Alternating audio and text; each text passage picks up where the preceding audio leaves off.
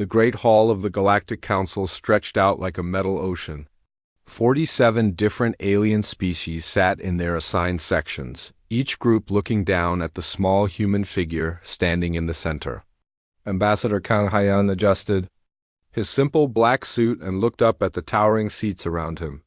He had done this many times before, but today felt different. The Valkyrie delegation whispered among themselves in their clicking language. Their leader, Vexmoran, tapped her forearms against her chair in what humans had learned was a sign of boredom. The crystalline Zephites hummed in harmonies that sounded beautiful but meant nothing good for humans. High above them all, Chairman Veltharion of the ancient Corvani race sat on his golden throne, his 6 eyes barely looking at Haiyan. "The human delegation may speak," Veltharion announced, his voice echoing through the chamber. The translation. Devices made his words sound bored and tired. Haiyan stepped forward. He had practiced this speech for weeks, but now that the moment had come, he felt strangely calm. Behind him, the other human representatives sat quietly. Dr. Park Sora, their science advisor, gave him a small nod. Captain Lee Minho, their military representative, sat straight and still. They all knew what was coming. "Honorable Chairman, respected members of the Council," Haiyan began. His voice was steady and clear. "For 37 years, humanity has been a member of this council. We have followed your rules, we have paid our taxes, we have given our technology and our knowledge freely." A few aliens shifted in their seats. Some looked at their personal devices, not really listening. This was nothing new to them. Humans always complained about something. "In these 37 years," Haiyan continued, "we have asked for equal treatment in trade agreements. We have been denied. We have asked for fair representation in council decisions. We have been denied. We have asked for the right to establish colonies in unclaimed systems. We have been denied." Vexmoran made a sound like laughter. "The young species always wants more than it deserves," she said loudly. Several other aliens made agreeing sounds. Haiyan paused and looked directly at her. "We have asked for the same rights you give to other species. Nothing more." "Rights are earned," rumbled Gorthak of the Manthari. His rocky skin scraped against his chair as he leaned forward. "Your species has been in space for less than 100 years. The Corvani have been traveling between stars for 50,000 years, the Valkyrie for 30,000. You expect to be treated as equals?" "We do," Haiyan said simply. The hall erupted in sounds. Clicking, humming, roaring, and whistling filled the air as dozens of species expressed their amusement or anger. Chairman Veltharion raised one of his hands for silence. "Ambassador Haiyan," the chairman said, "humanity has been treated fairly. You have been given technology. You have been allowed to trade. You have been protected by our fleets. What more do you want?" Haiyan reached into his jacket and pulled out a small device. He pressed a button, and holographic images appeared in the air above him. The images showed human colonies being attacked, human ships being stopped and searched, human trade requests being denied. 6 months ago, the Valkyrie fleet destroyed our research station at Kepler 438b. They said we had no right to study that system. Last year, Zephite traders refused to sell us medical supplies during the plague on New Sol. 3 years ago, this council voted to limit human expansion to only 5 new colonies per decade, while other species can claim as many systems as they want. "Those were necessary decisions," Veltharion said. "Young species must be guided carefully." "Guided or controlled?" Haiyan asked. The question hung in the air. Several aliens made angry sounds, but Haiyan continued.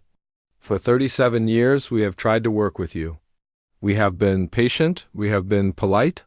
We have followed every rule you made, even when those rules only applied to us." He pressed another button on his device.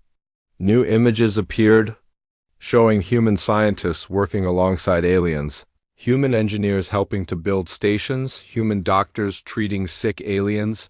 "We have given you our knowledge freely. Human quantum computing helped you build faster ships. Human medical research saved the Manthari from the stone plague. Human agricultural techniques feed half the species in this council. What have you given us in return?" Protection, growled Gorthek. Guidance. Technology. Protection from what? Hyan asked. The only threats we face come from council species. Guidance toward what? Staying small and quiet and grateful? Technology? You give us your old equipment and act like you are being generous. Dexmoran stood up, her forearms waving. This is exactly why humans cannot be trusted with real power. You are ungrateful. You are aggressive. You think that because you have some clever ideas, you deserve to stand equal with species that have built civilizations older than your entire planet. We do not want to stand above anyone, Hyan said. We want to stand beside you. As equals, as partners. Impossible, hissed Valtharion. Order must be maintained. Hierarchy must be respected. The young must listen to the old. Hyan nodded slowly. He looked around the chamber one more time, meeting the eyes of as many aliens as he could. Most looked away. Some stared back with obvious dislike. A few seemed curious about what he would say next. For 37 years, Hyan said, we have asked for fairness, for equality, for respect. Each time you have told us we must wait, we must prove ourselves. We must earn what you freely give to your favorite species. He paused and took a deep breath. We have tried warnings, we have tried explanations. We have tried patience, you have ignored them all. So we will try something different. Threats? Dexmoran laughed. What can humans threaten us with? Your tiny fleet? Your handful of colonies? Not threats, Hyan said quietly. Consequences.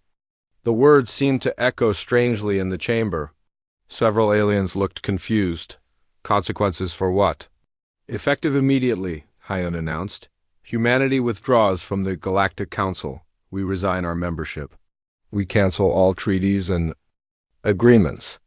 We recall all human personnel from council facilities and joint projects. The chamber erupted again, but this time the sounds were different. Confused, worried, angry. You cannot simply leave, Valtharion declared.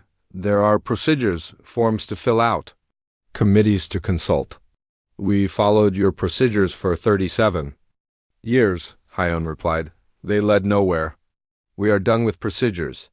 This is madness, Dexmoran shouted. Where will you go? What will you do? You need us more than we need you? Hyan smiled for the first time since entering the chamber. It was not a happy smile. We will see, he turned and walked toward the exit. The other human representatives stood and followed him. As they reached the great doors, Hyan turned back one last time. We came to you in peace, he called out. We tried to work with you. We wanted to be your friends, your partners, your equals. You chose to treat us as children and servants. That was your choice. Now you will live with the consequences of that choice. The doors closed behind them with a soft whisper. In the chamber, 47 alien species began to argue about what had just happened. Most thought the humans were being foolish. Some worried about the economic impact. A few wondered what the humans meant by consequences. None of them understood. That they had just made the biggest mistake in galactic history outside the chamber. Hyan walked quickly toward the human transport. His hands were shaking slightly, but his face was calm. Behind him, Dr. Parksora caught up. It is done then? She asked. It is done, Hyan confirmed. Send the signal to all human colonies and ships. Operation Quiet Departure begins now. And if they try to stop us? Hyan looked out through a window at the stars beyond. Somewhere out there, human ships were already beginning to move. The great plan that had been decades in the making was finally starting. They will not try to stop us, he said. They think we are running away scared. They have no idea what we are really doing. The transport lifted off, carrying the last official human delegation away from the Galactic Council forever. Behind them, the aliens continued their arguments, completely unaware that their universe was about to change in ways they could never imagine. Captain Lee Minho stood on the bridge of the transport ship New Bizan, watching the last human families board evacuation vessels in the distance. 6 months had passed since Ambassador Hyan's final speech to the Galactic Council, and now the real work was beginning. The evacuation of 30 billion humans from hundreds of worlds was the largest movement of people in galactic history, but it was happening so quietly that most aliens barely noticed. "Captain," called out Lieutenant Kim Jasu from her station, "the last transport from the mining colony has docked." "All civilians are aboard," Minho nodded. "What about the automated systems?" "Dr. Park's team finished the extractions an hour ago. All human technology has been removed or deactivated." Through the main window, Minho could see the mining station, floating in space. From the outside, it looked exactly the same as it had yesterday. The aliens who would come to take it over would find all the buildings intact, all the basic equipment working. They would think the humans had left everything behind in their rush to escape. They would be wrong. "Signal from the science vessel Sejong," announced Communications Officer Nam Yuna. "Dr. Park wants to speak with you. Put her through." "Dr. Park." Sora's face appeared on the main screen. She looked tired but satisfied. Behind her, Minho could see her team carefully packing equipment into special containers. "Minho," she said, "we have finished here. The last of the quantum resonance chambers have been extracted." "How much did you get?" "Everything that matters. The aliens will still have functional mining equipment, but none of the efficiency improvements we added over the years. They will get maybe 60% of the output they are used to." Minho smiled grimly. The aliens had always assumed that human contributions to their technology were small and unimportant. They had never bothered to study exactly how human improvements worked. Now they would learn. "What about the fusion reactors?" he asked. "We removed the regulation systems and the safety protocols. The reactors will still work, but they will need constant manual monitoring. Without our automated systems, they will break down within a year." "Good. Move your team to the next location. We have 17 more stations to clear before the deadline." "Understood." Dr. Park out. The screen went dark. Minho looked around his bridge crew. They all knew what they were doing was necessary, but it still felt strange to be dismantling everything their people had built over nearly 4 decades. "Captain," said Lieutenant Park-Woodgen from the sensor station, "I am picking up a Valkyrie patrol ship approaching. They are requesting permission." "To board? Standard inspection?" Minho asked. "Looks like it. They have been checking all human vessels leaving Council space." "Let them come. They will not find anything interesting." 10 minutes later, Valkyrie Inspector Thexcalon and 2 guards materialized on the bridge in columns of blue light. The inspector looked around with her 4 eyes, clearly expecting to find evidence of some kind of trickery. "Captain Lee," she said in accented human speech, "I must inspect your cargo and passenger manifests." "Of course," Minho replied politely. He handed her a datapad. "Everything is in order." Thexcalon studied the pad carefully. "This shows you are carrying mining equipment and personal belongings. I must verify this. Feel free to inspect anything you wish." The Valkyrie team spent 2 hours searching the ship. They found exactly what the manifest said they would find. Mining equipment, furniture, personal items, nothing unusual. What they did not find were the quantum resonance chambers, the advanced computer cores, or the specialized metals that Dr. Park's team had, carefully hidden in specially shielded compartments that appeared to be part of the ship's basic structure. "Your ship appears to be in order," Thexcalon admitted reluctantly. "But I must ask, why are you humans leaving so suddenly? This evacuation seems very well organized for a spontaneous decision." Minho kept his expression neutral. "When the ambassador announced our withdrawal from the Council, our government decided it would be better to consolidate our population in human space. We do not want to cause problems for anyone. You are not taking much with you. Most of your infrastructure remains intact. We built those things to last. We hope whoever takes over the colonies will find them useful." Thexcalon studied him carefully. "The Council has decided to divide human territories among loyal species. The Valkyrie will take control of this system next month. Then I hope it serves you well." Something in Minho's tone made the inspector suspicious, but she could not identify. What was wrong? Everything seemed normal. Too normal, perhaps. "Very well," she said finally. You may proceed to human space. After the Valkyrie team transported away, Lieutenant Kim Jisoo looked at her captain. They have no idea, do they? None at all, Minho confirmed. They think we are running away with our tails between our legs. They do not understand that we are not running from something. We are running to something. Sir, what exactly are we running to? The orders just say to evacuate to coordinates outside Council space, but those coordinates are in empty space. Minho smiled. You will see soon enough. Trust me, it will be worth the trip. 3 days later, the new Bizon and its convoy of 30 transport ships arrived at the coordinates. At first, the crew saw nothing but empty space between the stars.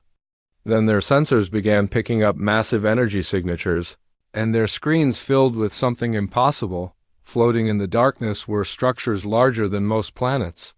Not ships, not stations, but entire mobile cities. Hundreds of them, each one a gleaming work of art and engineering that made Council technology look primitive by comparison.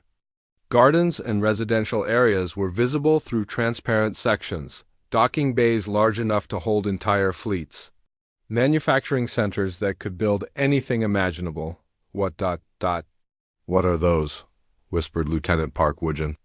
Home, Minho said simply, our new home. Communications crackled to life.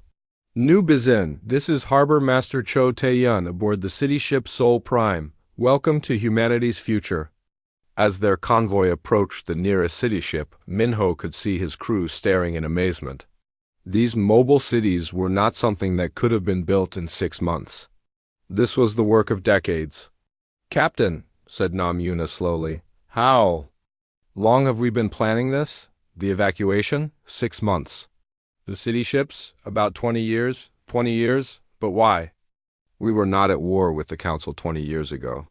Minho turned to look at his communications officer. She was young, barely out of the academy. She had grown up believing that humans and aliens could work together peacefully. Yuna, he said.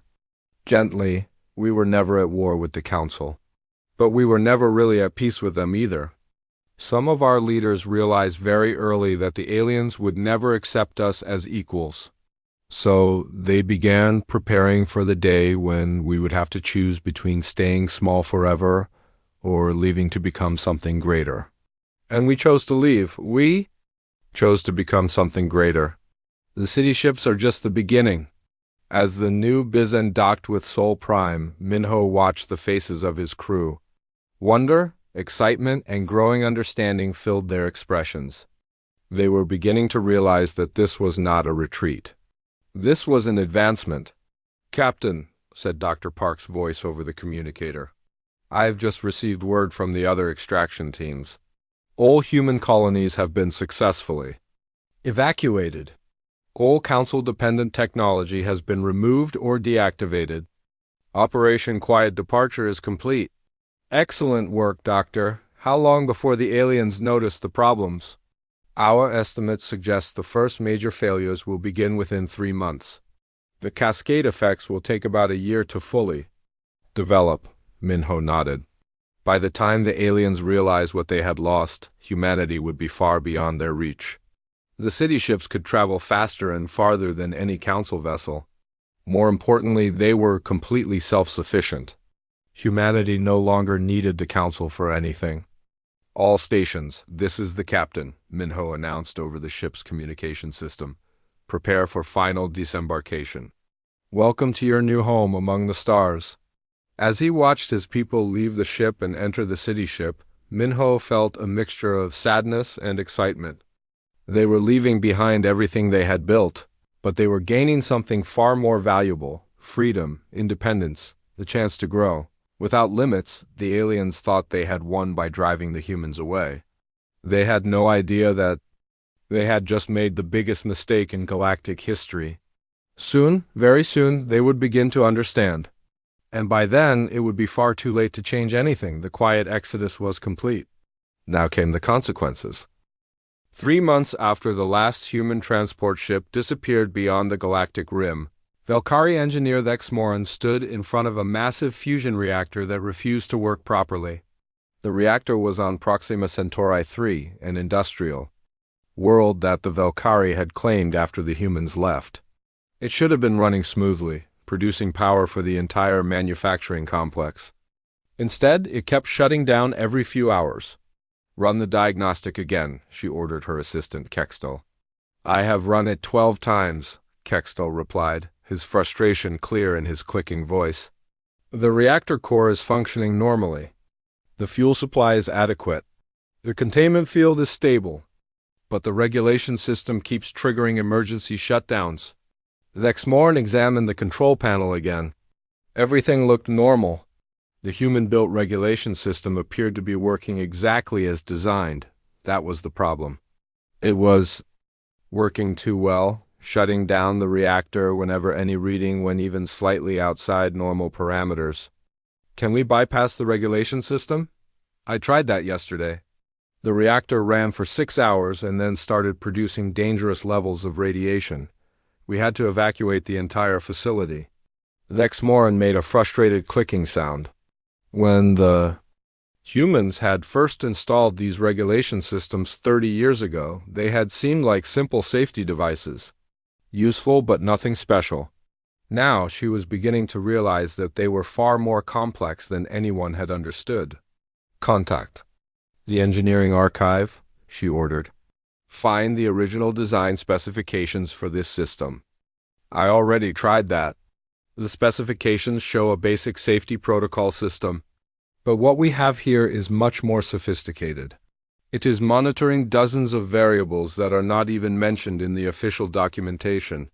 "Then how did it get here?" "The records show that human engineers made minor improvements to the system over the years. Apparently, these improvements were never fully documented." The Exmoran realized they had a serious problem. This was not the only human-improved system in Valkyrie space. There were hundreds of them, maybe thousands.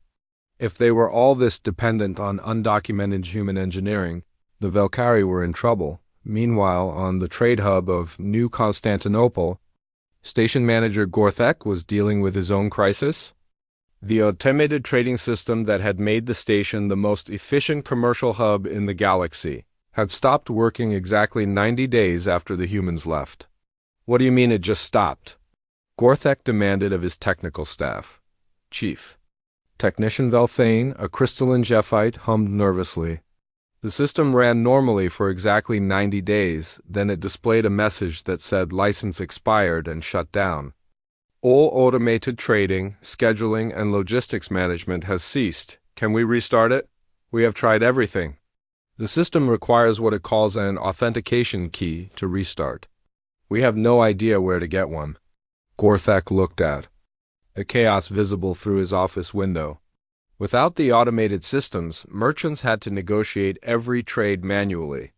Ships were backed up waiting for docking clearance.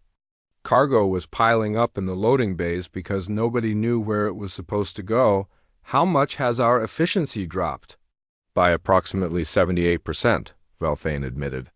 "And it is getting worse as the backlog grows." "Contact the human engineers who built this system." "They are gone, sir. All humans evacuated council space. We have no way to reach them." Gorthek felt a growing sense of unease. He had always assumed that the humans had built simple systems that anyone could maintain. Now he was learning that their systems were far more sophisticated than they had appeared. On the military fortress world of Sigma Draconis, General Korthvan was discovering an even more serious problem. The advanced weapons systems that protected the Kovani border were failing one by one. Not breaking down exactly, but refusing to function. "Explain this to me again," he ordered his chief weapons engineer. "The targeting computers appear to be working normally," Engineer Mexthal replied. "All connections are secure. All power levels are normal. But when we try to fire the weapons, the computers refuse to engage." "Refuse? How can a computer refuse?" "The targeting system displays an error message that says authorization required. It will not fire without some kind of human-provided authorization code." Korthvan felt his blood pressure rising. "Are you telling me that our most advanced weapons will not work without human permission?" "That appears to be the case, sir. The humans installed what they called safety protocols in all the targeting. Systems. We thought they were simple safeguards to prevent accidental firing. Now we realize they are actually authorization systems that require human-generated codes. And we have no way to generate these codes ourselves? The system uses quantum encryption that we do not fully understand. Human computer science has always been different from ours. General Korthvan walked to his office window and looked out at the massive defense platforms that surrounded the fortress world. Billions of credits worth of weapons, all useless without human authorization codes. How many of our weapon systems have this problem? All the ones with human-improved targeting systems, which is about 60% of our total firepower. The general closed his eyes. The Korvani had the largest military in the galaxy, but much of their advanced technology had been improved by human engineers over the years. If 60% of their weapons were now useless, their military superiority was gone on Nexus Prime, the capital world of the Galactic Council. Economic advisor Greshkol was trying to understand why the Galactic Credit Exchange had crashed. Completely. The system that managed currency exchange between 47 different species had been working perfectly for decades. Now it was producing random errors and corrupted data. The problem started about a week ago, explained his assistant. Dexloran, exchange rates began fluctuating wildly. Currency conversions started producing incorrect results. Yesterday, the entire system crashed and will not restart. What caused it? We believe it was the removal of human-designed stabilization algorithms. The humans had gradually integrated their economic models into our system over the years. When they left, their algorithms stopped receiving updates and began producing errors. Greshkol studied the data on his screen. The economic chaos was spreading throughout council space as traders lost confidence in the credit exchange system. Some species were already reverting to direct barter, which was creating massive inefficiencies. Can we replace the human algorithms with our own? We are trying, but human economic modeling is extremely sophisticated. They used mathematical concepts that most of our economists do not fully understand. The advisor felt a growing sense of panic. The galactic economy was based on smooth currency exchange between dozens of different species. Without it, trade would become much more difficult and expensive. As reports poured in from across council space, a pattern began to emerge. Humans had not just contributed to galactic technology. They had become the invisible foundation that held much of galactic civilization together. Their evacuation was creating a cascade of failures that nobody had anticipated. In the Great Hall of the Galactic Council, Chairman Valtharian called an emergency session. Representatives from 46 species, now that humans were gone, gathered to discuss the growing crisis. The situation is worse than we initially thought, the chairman announced. Human technological contributions were far more extensive and sophisticated than our records indicated. Vexmoran, who had been promoted to lead the Velkari Technical Assessment Team, stood to address the assembly. Our analysis shows that humans had integrated their technology into virtually every major system in council space. Power generation, communications, transportation, weapons, economic management, even basic life support on many stations. But they seem so simple, protested Nanthari Representative Gorthek. Their technology was adequate, but nothing special. That was our mistake, Vexmoran admitted. We assumed that because human technology appeared simple on the surface, it actually was simple. Now we realize that they deliberately designed their systems to appear less sophisticated than they really were. Shefite collective speaker Velthane hummed a complex harmony that translated as deep concern. How long before we can repair or replace these systems? Our best estimates suggest it will take years to fully understand how their systems work. Decades to replace them completely. The hall erupted in worried sounds from dozens of species. Years of reduced efficiency and reliability were bad enough. Decades would be catastrophic. Perhaps, suggested Korvani General Korthvan, we should send a delegation to negotiate with the humans. Offer them favorable terms to return and repair their systems. Chairman Valtharian made a sound of disgust. The humans have made their choice. They rejected our guidance and abandoned their responsibilities. We will not beg them to return.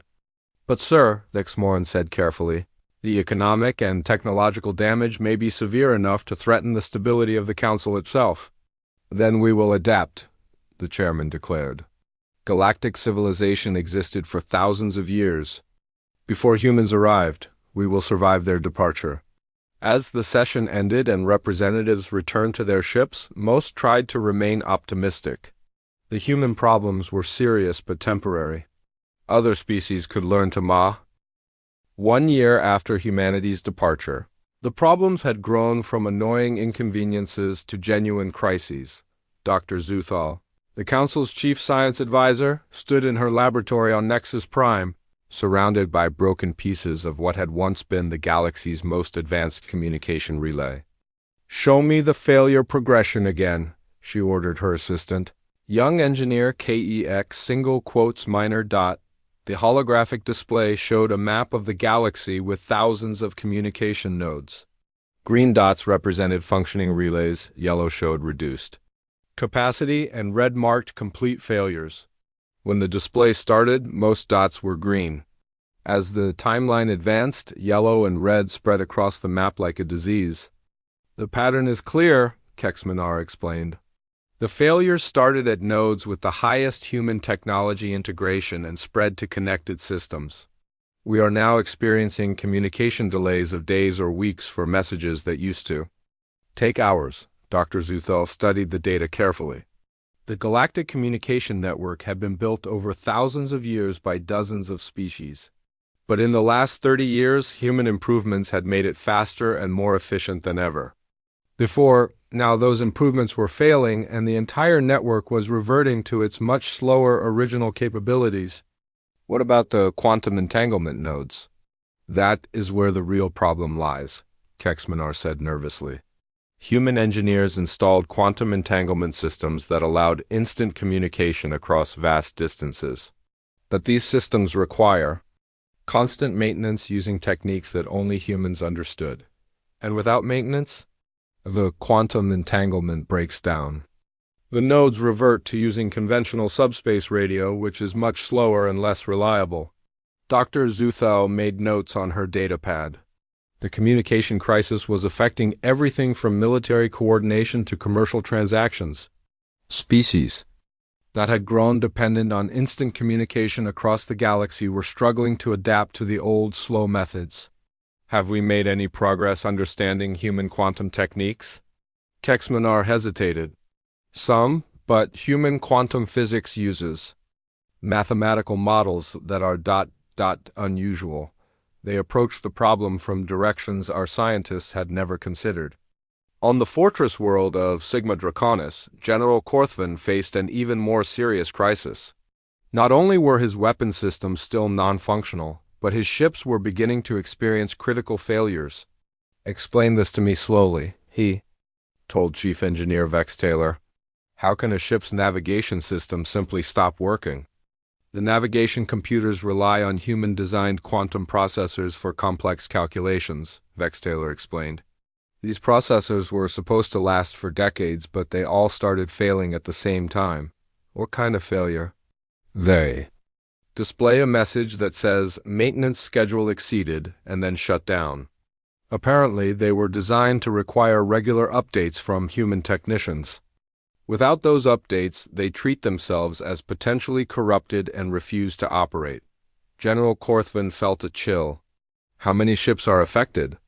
"All ships built or upgraded in the last 20 years. That is approximately 80%. Of our fleet and our weapon systems? Still non-functional. We have teams working around the clock to bypass the human authorization codes, but their encryption is extremely sophisticated." The general walked to his office window and looked out at the space dock where dozens of Corvani warships floated, motionless. The most powerful military force in the galaxy was slowly becoming useless. What about our ground-based defenses? Also failing. The targeting computers for our planetary defense systems use the same human quantum processors. We estimate That within 6 months, most of our fixed defenses will be non-operational. Korthvin closed his eyes. The Corvani had built their dominance on technological superiority. If their technology was failing, their position in the galactic hierarchy would collapse. On the trade hub of New Constantinople, the economic crisis was deepening. Station manager Gorthek watched as ships departed faster than they arrived, taking their business to stations that still had functioning automated systems. "How bad is our situation?" he asked economic analyst Exvor. "Catastrophic," she replied bluntly. "Our trading volume has dropped by 92%. Most major commercial operations have relocated to stations with working logistics systems. And our income? Down by 87% and falling. At current rates, we will be bankrupt within 4 months." Gorthek looked at the reports covering his desk. Similar problems were being reported from trade hubs across the galaxy. The automated systems that had made interspecies commerce efficient and profitable were failing everywhere. "What about manual operations? Can we go back to the old methods?" "We are trying, but the volume of modern galactic trade is too large for manual processing. The old methods worked when trade volumes were much smaller. Now we process 100 times more transactions than stations did 50 years ago." The manager understood the problem. Galactic civilization had grown and expanded based on the efficiency of human-improved systems. Without those systems, the infrastructure could not support the current level of activity. Meanwhile, on the research station at Kepler 452b, Dr. Mextholen was making a disturbing discovery. She had been tasked with studying a failed terraforming project, trying to understand why it had stopped working after the humans left. "The atmospheric processors are all functioning normally," she reported to her supervisor via subspace radio. "The weather control systems are operational. The soil treatment plants are working. But the overall terraforming process has stopped." "What do you mean stopped?" "The atmospheric oxygen levels are not increasing. The soil fertility is not improving. The climate is not stabilizing. All the individual systems work, but they are not working together." Dr. Mextholen had spent weeks studying the problem before she realized what was wrong. Human engineers had not just improved the individual terraforming systems. They had created an overall coordination system that made all the components work together efficiently. "The humans built what they called an ecosystem management system," she explained. It continuously monitored thousands of variables and made tiny adjustments to optimize the terraforming process. Without it, the individual systems are just working at random. "Can we recreate this coordination system?" "I have been studying the records for months." The human system used incredibly complex environmental modeling that takes into account factors we had never considered. Weather patterns, soil chemistry, plant growth cycles, atmospheric dynamics, even the behavior of introduced microorganisms. The supervisor made a sound of frustration. "How long to develop our own version? Years, maybe decades." The humans understood planetary ecosystems in ways that we are only beginning to appreciate. As reports like this came in from across Council space, a clearer picture began to emerge. Humans had not just added components to alien technology. They had fundamentally changed how entire systems worked, making them more efficient and capable than ever before. Without human knowledge and maintenance, these systems were reverting to their original, much less capable states on Nexus Prime. Chairman Veltharian called another emergency session of the Council. The representatives who gathered looked worried and tired. The optimism of a year ago had been replaced by growing concern. "The situation continues to deteriorate," the chairman announced. "We have received reports of system failures from every major installation in Council space." Velkari Representative Vex Moran stood to address the assembly. "Our technical analysis shows that human integration was far more extensive than anyone realized. They did not just add components to our systems. They redesigned the fundamental architecture of how our technology works. Meaning that we cannot simply remove human components and expect our systems to work normally. The entire technological infrastructure of Council space was gradually modified over 30 years to depend on human knowledge and capabilities. Menthari Representative Gorthek made a rumbling sound of anger. Are you saying that humans deliberately made us dependent on them? Not deliberately, Vexmoran replied. Our analysis suggests that they were genuinely trying to help us improve our technology.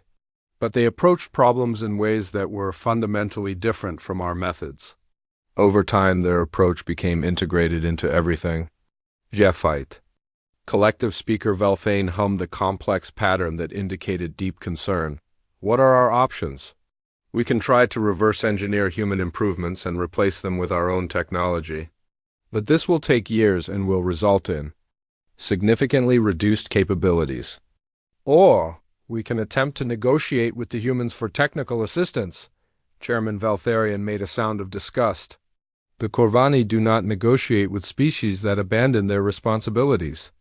Then we face years of declining technological capability and economic disruption, Vexmoran said bluntly. The hall fell silent as representatives contemplated the implications. The galactic order that had existed for thousands of years was based on the technological superiority of older species. If that superiority was crumbling, everything would change. How can one young species have become so important? Demanded. Corvani General Korthvan. Dr. Zuthal, who had been quietly taking notes, looked up. Perhaps because we underestimated them from the beginning. We saw what we expect. 2 years after humanity's departure, Admiral Kethmoran of the Corvani Deep Space Fleet commanded the largest search expedition in galactic history.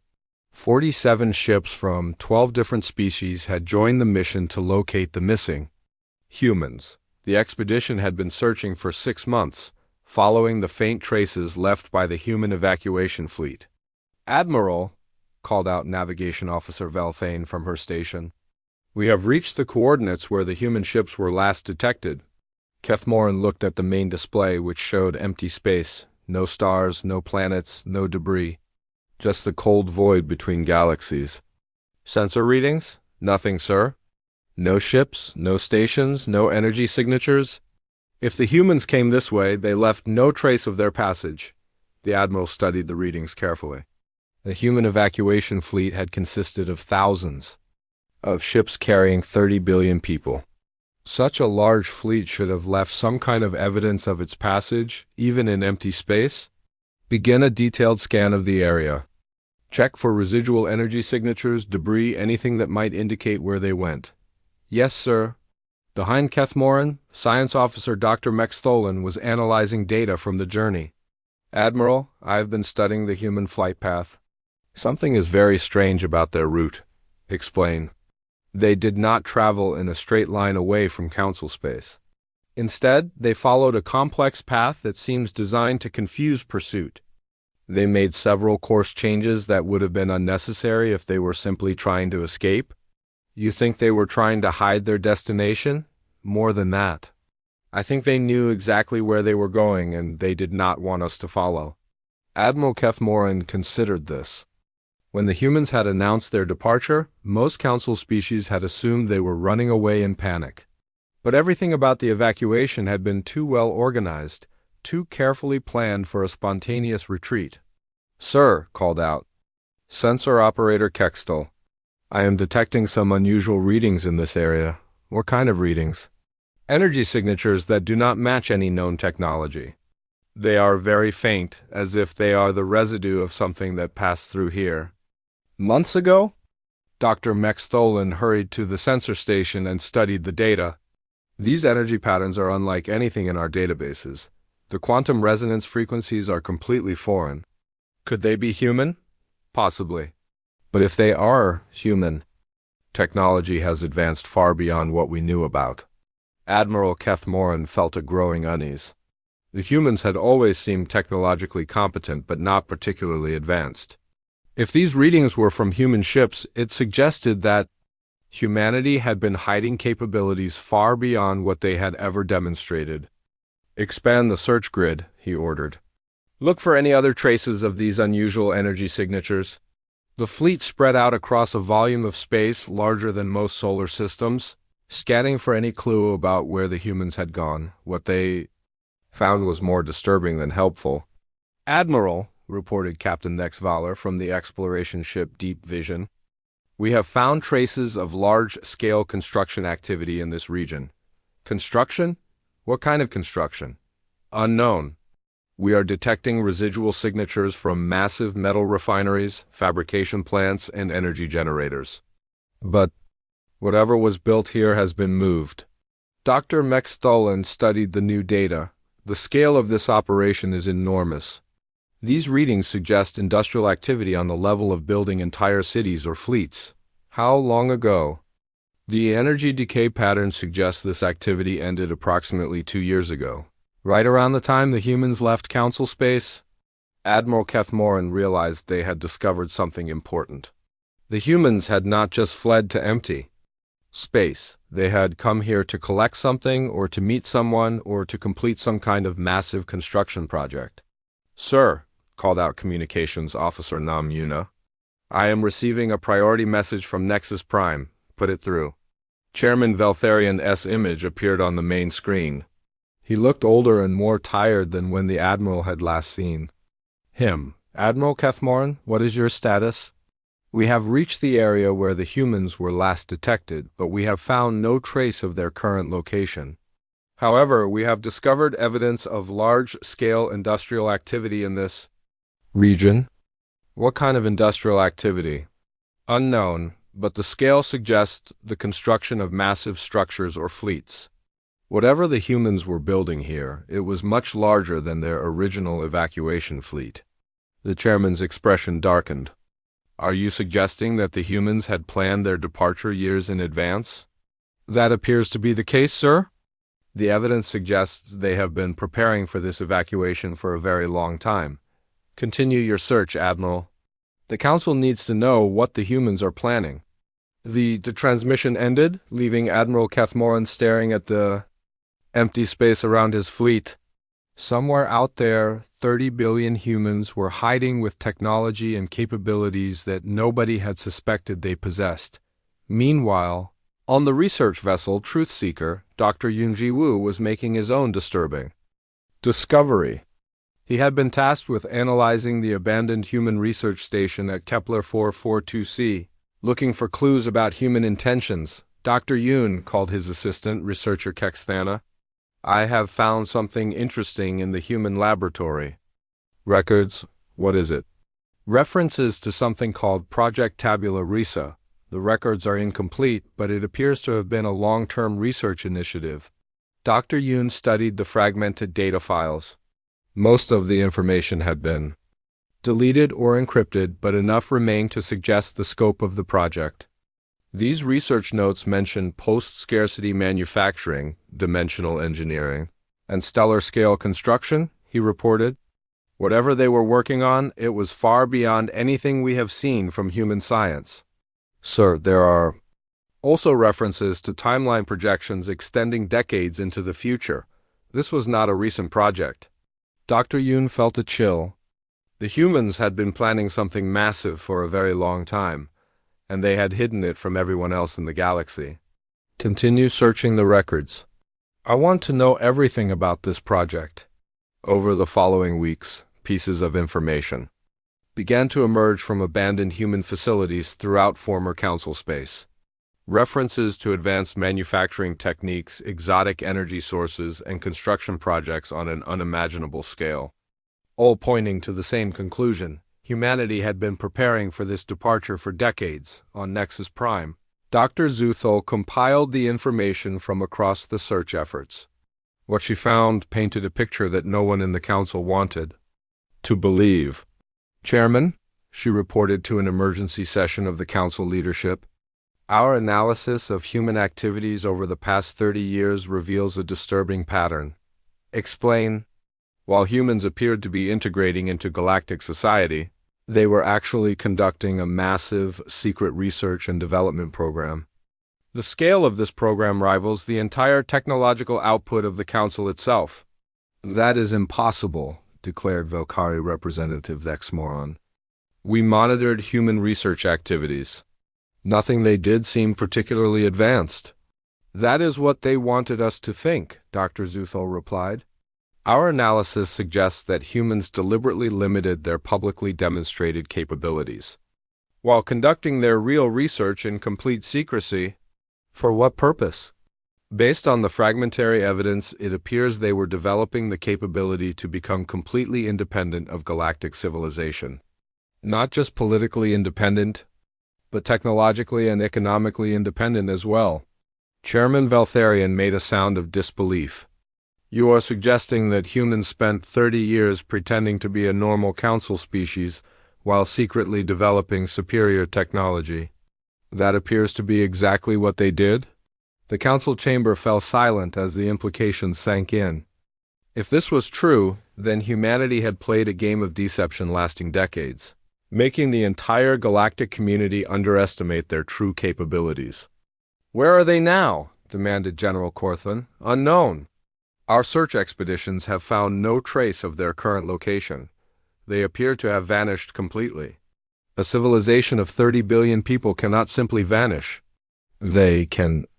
If they have technology we do not understand," Dr. Zuthal said quietly. As the session ended, council members returned to their delegations with a growing sense of unease. The humans they had dismissed as competent but unremarkable had apparently been far more advanced than anyone had realized.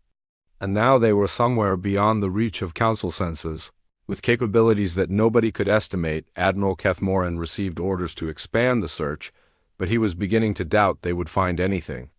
The humans had planned their disappearance too carefully. They had wanted to vanish, and they had the technology to make it happen, deep in space. Far beyond the search area, human observers watched the alien fleets wandering through empty space. The search would continue for months, maybe years, but it would find nothing. Humanity had moved far beyond the reach of council technology. The aliens were beginning to understand that they had underestimated humanity. Soon, they would learn just how badly they had misjudged the quiet species they had dismissed as primitive, but first they would have to survive the consequences of losing the foundation that had held their. 3 years after humanity's departure, Dr. Thexmoron stood in her laboratory on Valkyrie Prime, staring at a piece of human technology that should not have been possible. The device was a simple-looking metal cube about the size of her fist. But when she activated it, the cube transformed into a complex quantum processor more advanced than anything the Valkyrie had ever built. "Show me the analysis again," she told her research team. The holographic display showed the cube's internal structure. What had appeared to be solid metal was actually a matrix of programmable matter that could reconfigure itself at the atomic level. The processing power contained in this small device exceeded that of the Valkyrie's largest computer centers. "When did the humans give us this?" asked her assistant Kexvalar. 3 years ago. They said it was a simple computational aid for optimizing our manufacturing processes. Dr. Thexmoran remembered the human engineer who had installed the device. Dr. Park Sora had seemed pleasant but unremarkable, explaining that the cube would help improve efficiency by a few percentage points.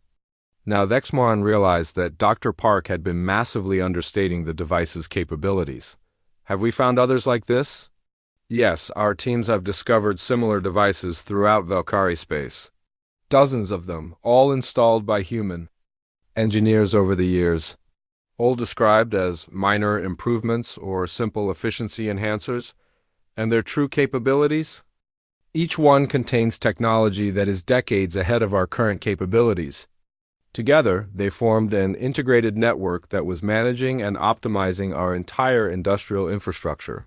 Dr. Thexmoran felt a mixture of awe and anger. The humans had been secretly upgrading Valkyrie technology for years, but they had disguised their improvements to appear much less sophisticated than they really were. Why would they hide this from us? Unknown. But the implications are disturbing. If humans were this advanced 3 years ago, what are they capable of now? Meanwhile, on the fortress world of Sigma Draconis, Captain Kim Min-soo's abandoned personal quarters were yielding even more shocking discoveries. General Corthvan watched as his intelligence team analyzed the human officer's private logs. "What have you found?" he demanded. Intelligence analyst Vexthalar looked up from her workstation. "Sir, these logs contain information that changes everything we thought we knew about human intentions." "Explain." Captain Kim was apparently part of a secret human organization called the Departure Planning Committee. His logs detail a 30-year program to prepare for humanity's eventual withdrawal from Council space. General Korthvan felt, his blood pressure rising. 30 years? They have been planning to leave us for 30 years? According to these records, yes, but it gets worse. The humans did not just plan to leave. They planned to make their departure as disruptive as possible to Council operations. They deliberately sabotaged us? Not sabotaged exactly. They made us dependent on their technology while ensuring that we never understood how that technology really worked. When they left, they knew exactly what would happen to our infrastructure. Vexthalar activated a holographic display showing a timeline of human activities over the past 3 decades. Thousands of small improvements and upgrades were marked along the timeline, each one seeming insignificant at the time.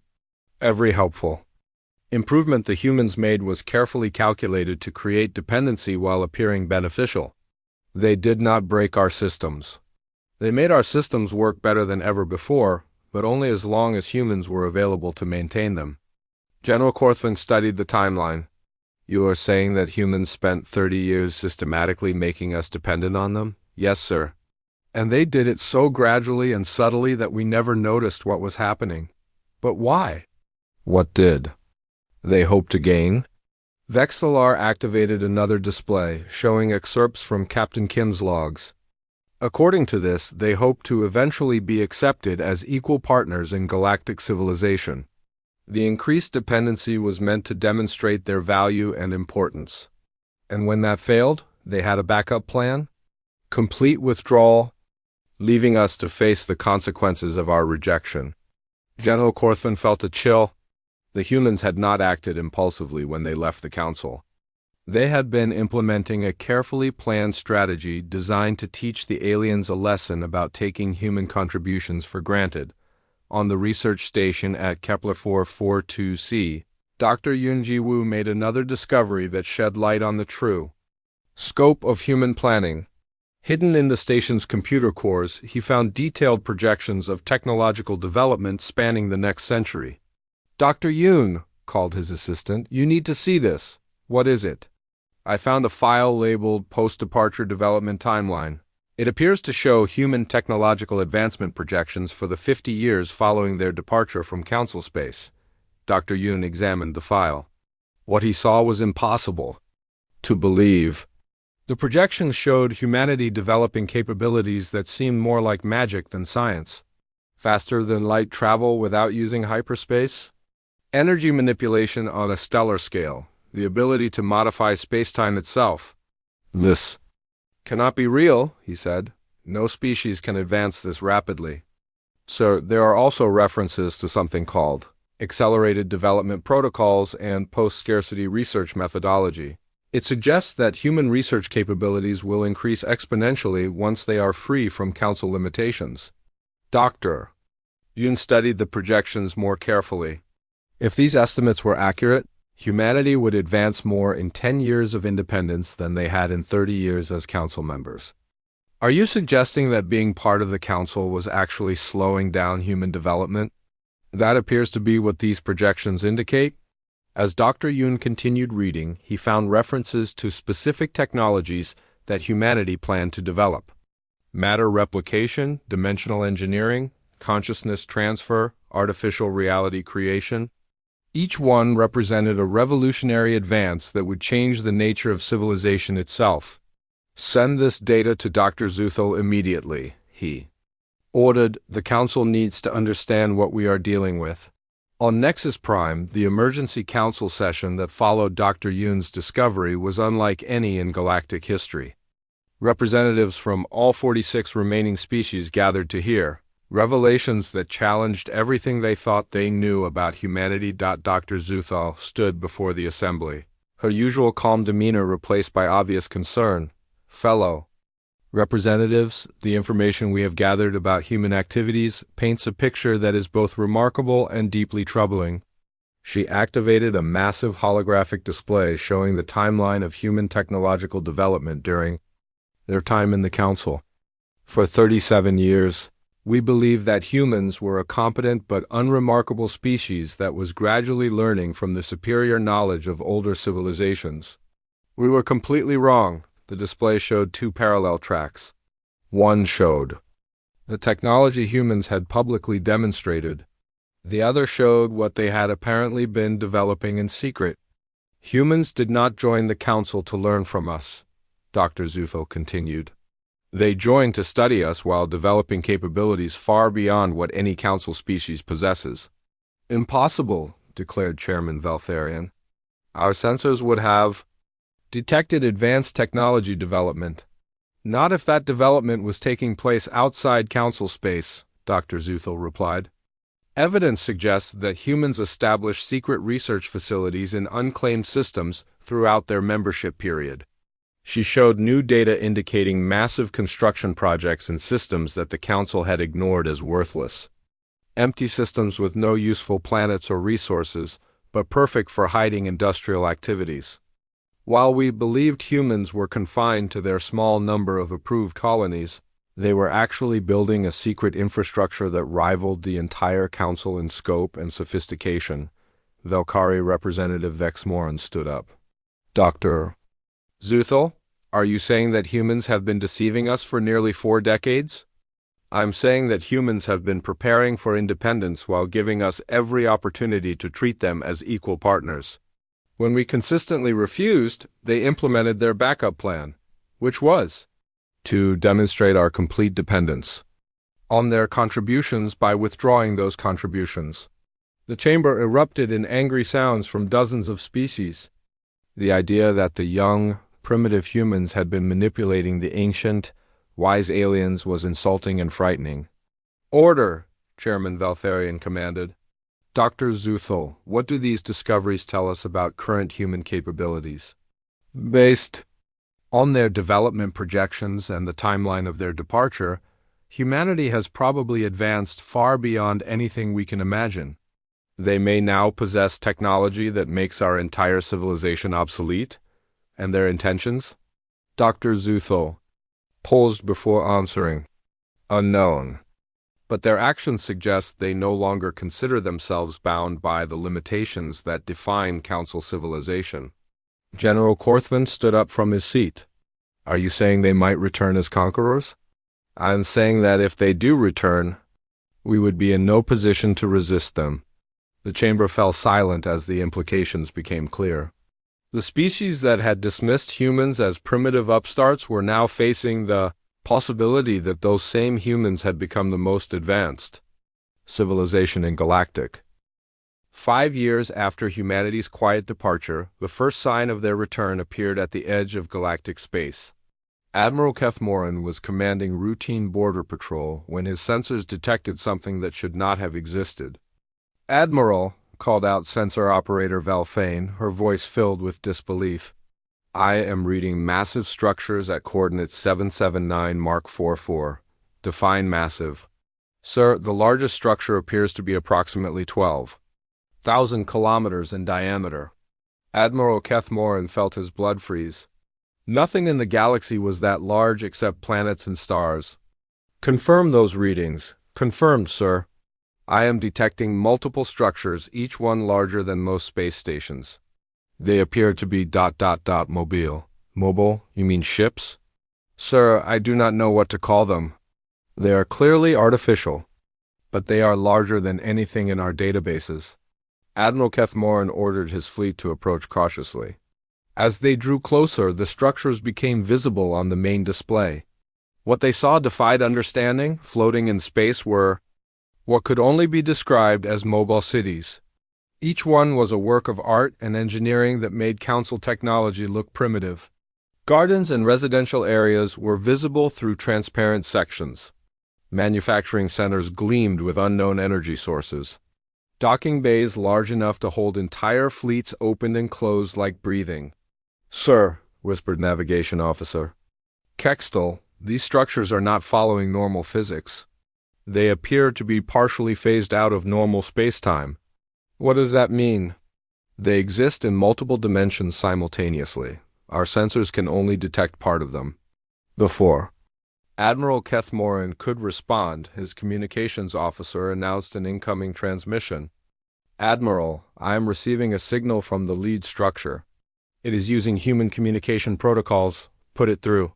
The main screen activated, showing a figure that was unmistakably human. But this human looked different from the ones who had left 5 years ago. His skin seemed to glow with inner light, and his eyes held depths that suggested knowledge beyond normal experience. Admiral Kethmoran of the Corvani Deep Space Fleet, the figure said in perfect Corvani. I am Admiral Cho Taiyun of the Human Mobile Fleet. We meet again. Admiral Kethmoran recognized the name. Cho Taiyun had been a mid-level human officer during the Council years, competent but unremarkable. The being on the screen bore little resemblance to that ordinary officer. Admiral Cho? Kethmoran replied carefully. The Council has been searching for humanity for years. Where have you been? Growing, Cho replied simply. Learning, becoming what we were always meant to be. And what is that? Free. Behind Admiral Cho, the view showed impossible vistas of the mobile city's interior. Waterfalls flowed upward, defying gravity. Crystalline structures grew and changed shape as he watched. In the distance, beings that might once have been human moved through the air without visible means of support. Admiral Kethmoran, Cho continued, I am instructed to deliver a message to the Galactic Council. I am listening. Humanity offers the Council a choice. We will repair the infrastructure we helped to build. We will restore the systems that have been failing since our departure.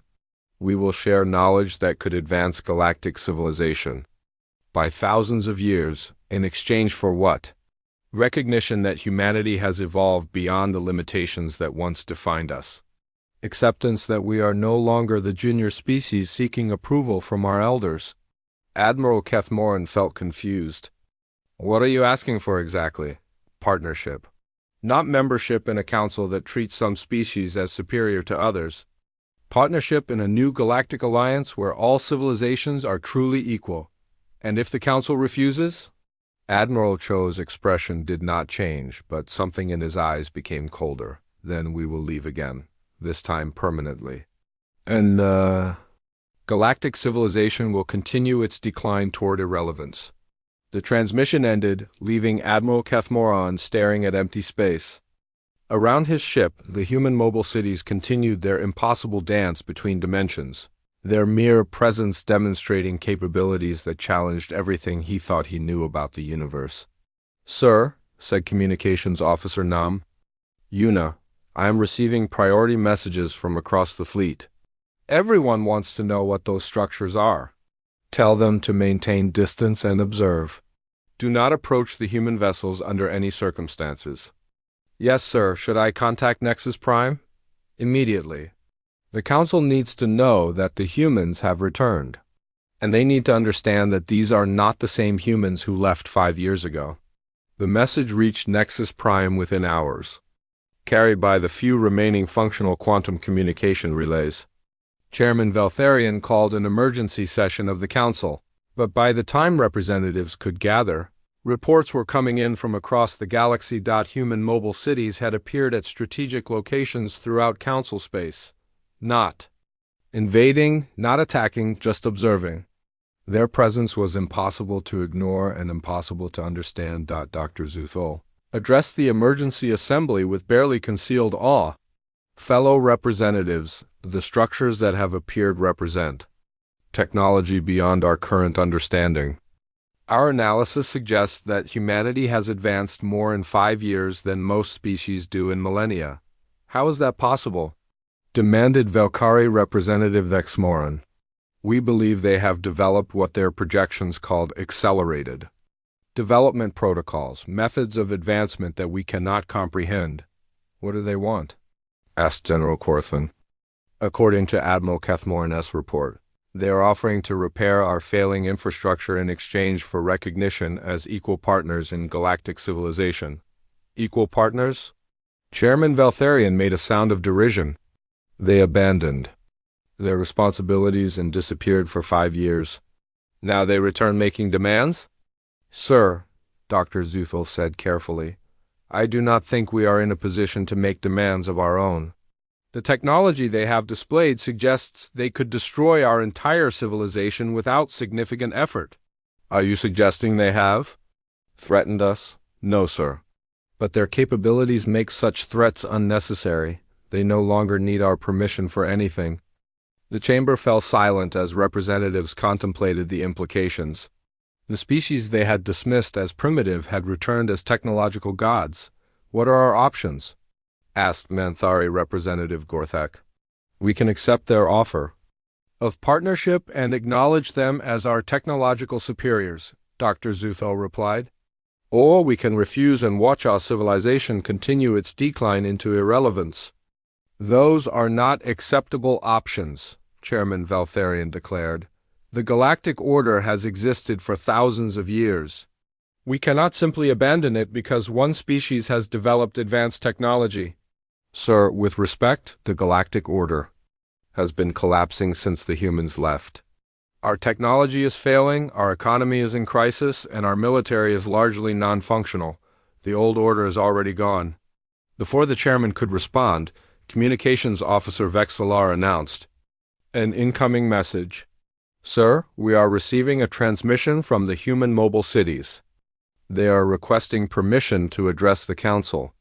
Absolutely not, Valtharian declared. We do not negotiate with species that abandon their obligations. Sir, Dr. Zuthel said quietly, they are not asking to negotiate. They are offering to help us survive? And you believe we need their help? Sir, our infrastructure assessments show that we have perhaps 2 more years before critical systems begin failing completely. Without human assistance, galactic civilization may collapse entirely. The chamber erupted in arguing voices as representatives debated their impossible situation. Some demanded that the Council maintain its dignity and refuse human assistance. Others argued that survival was more important than pride. Finally, Chairman Valtharian called for order. Very well, we will hear what the humans have to say. But we make no commitments.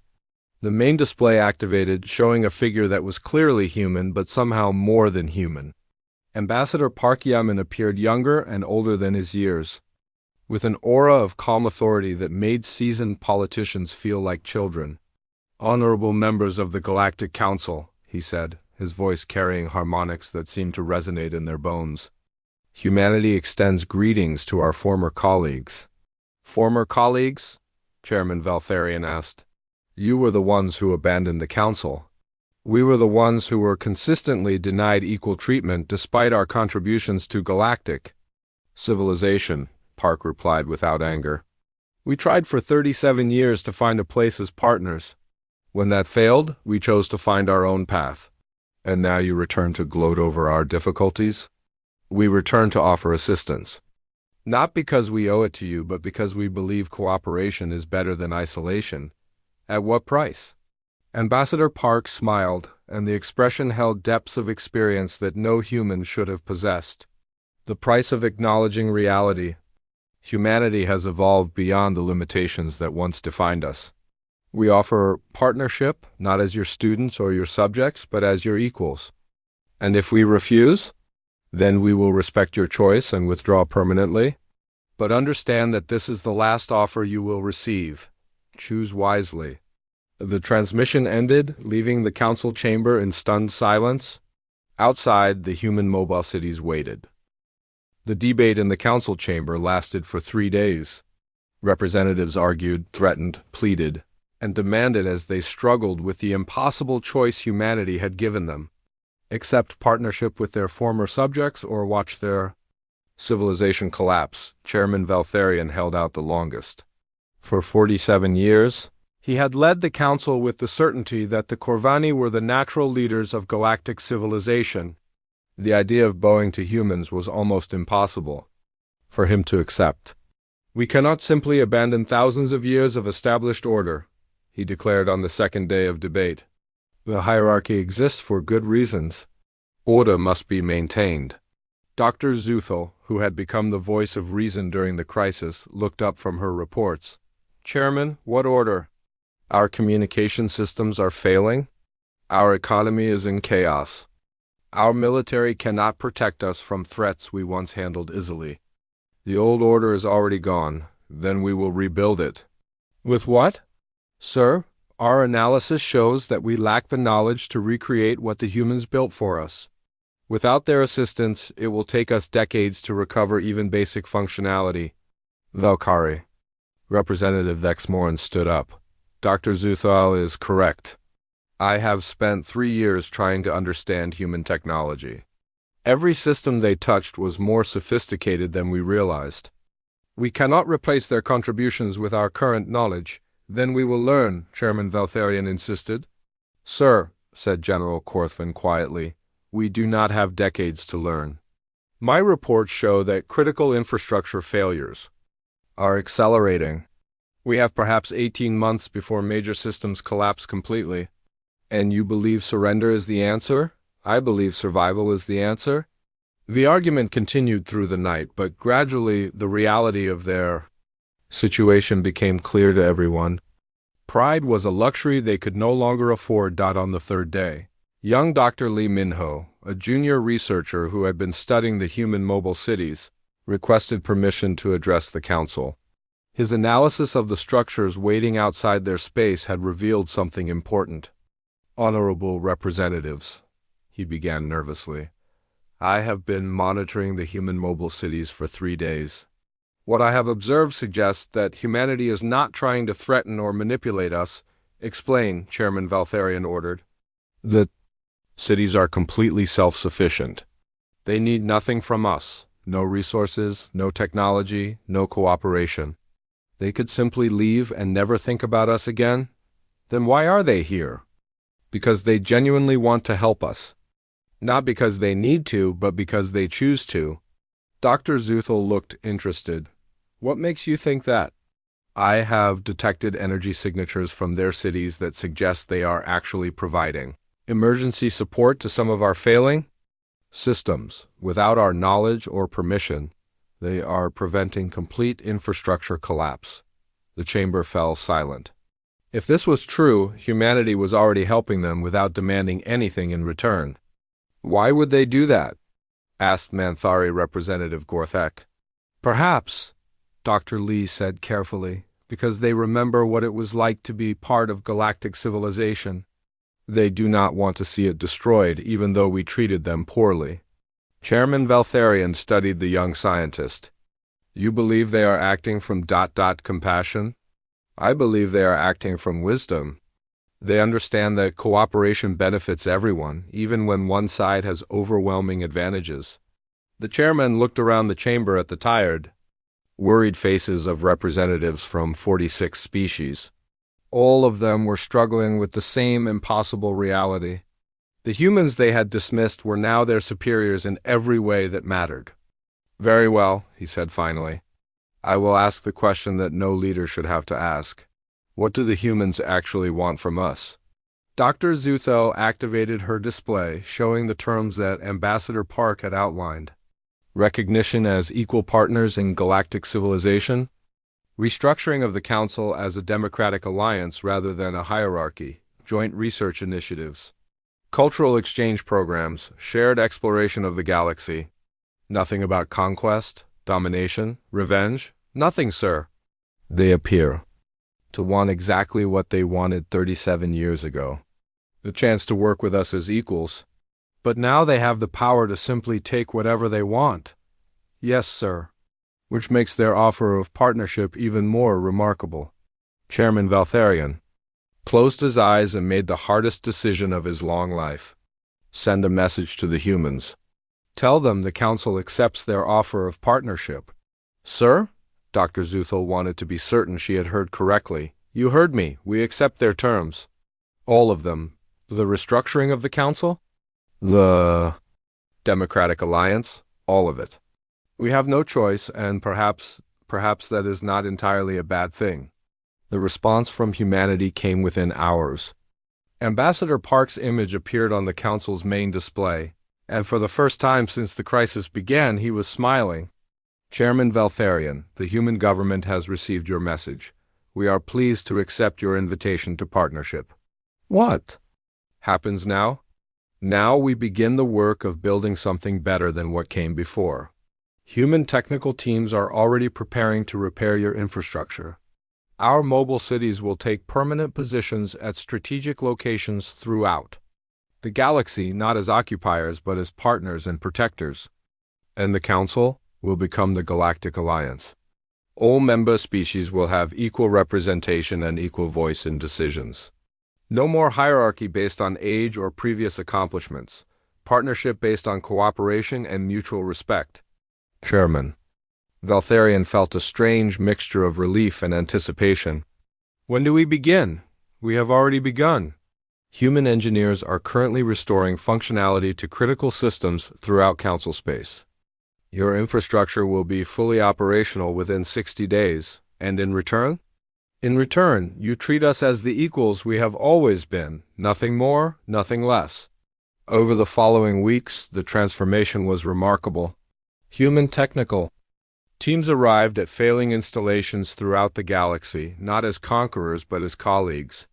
They worked alongside alien engineers, sharing knowledge and teaching techniques that had been secret for decades. Dr. Park Sora, who had supervised the original extraction of human technology, now returned to help rebuild what had been lost. She worked with Valkyrie engineer Thexmoran to restore the fusion reactors on Proxima Centauri 3. I am curious, Thexmoran said as they calibrated the regulation systems. Why did you make these systems so dependent on human maintenance? Dr. Park looked up from her work. We did not intend to create dependency. We intended to create efficiency. But we also knew that efficiency without understanding is fragile. You wanted us to learn how your improvements worked? We wanted you to ask us how they worked. To treat us as partners rather than servants. When you never asked, we realized you never would. And now you are asking. That changes everything. Similar conversations were taking place throughout the galaxy as human and alien engineers worked together to repair decades of accumulated problems. But the real change was happening in the halls of power. The first meeting of the new Galactic Alliance took place on Nexus Prime, but in a very different chamber.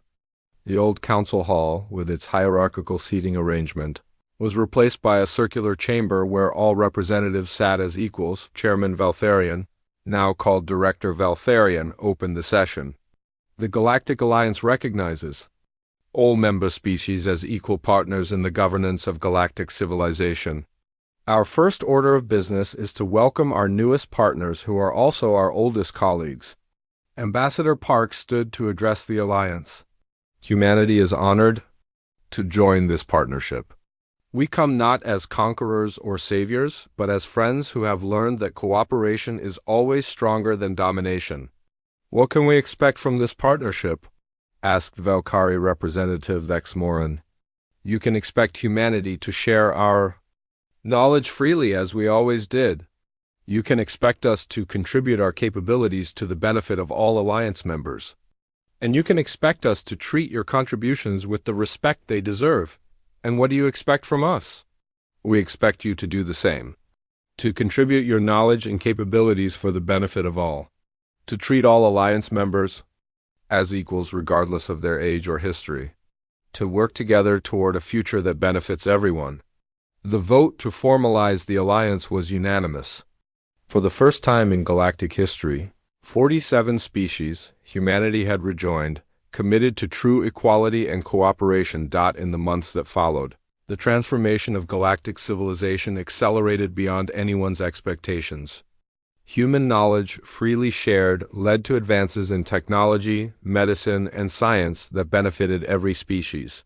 Alien knowledge, newly respected, contributed insights that even advanced humanity had not considered. Trade flourished as efficient.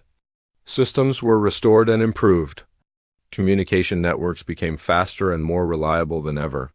Military threats that had seemed insurmountable were easily handled by the combined capabilities of the Alliance, but perhaps the most important change was cultural. Species that had barely tolerated each other for millennia began to genuinely cooperate and learn from one another. The old prejudices and hierarchies gradually gave way to mutual respect and shared purpose. Admiral Cho Taiyun now,